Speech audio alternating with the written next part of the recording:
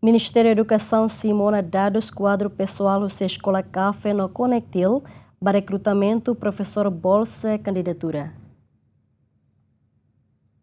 Diretor Recursos Humanos Ministério Edukasaun hateten tinene Ministério Edukasaun se halo rekrutamentu ba profesor bolsa kandidatura nebe makse coloca ba escola café no escola católica sira.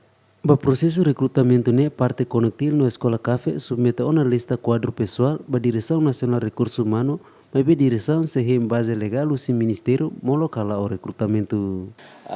Quando ba recrutamento bolsa candidato ba escola católica projeto café né agora rauk né ami simona documentos husi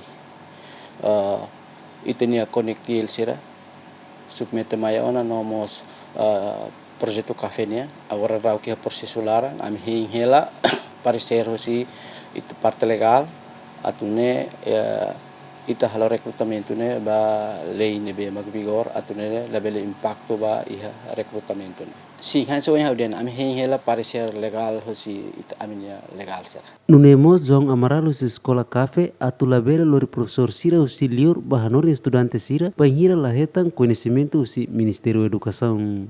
Di informação de que lalos informação de que los Esse projeto café nunca bolo ema sem conhecimento dos recursos humanos.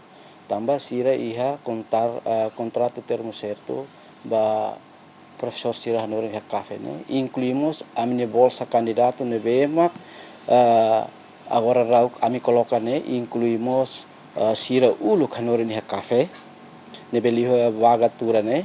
Então iha decisão colocação sira ma aceita né.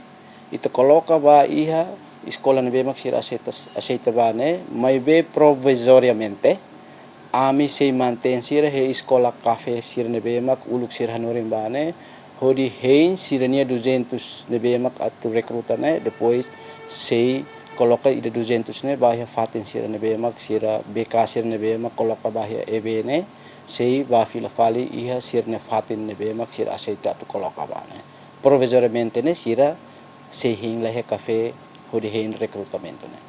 Dados si Direção Nacional Recursos Humanos, Ministério Edukasaun, vagatura ba professor kandidatura hamutu ka atus hat, tusi número ne, atus rua ba escola católica no atus rua ba escola café. Lamberto da Silva, GMN.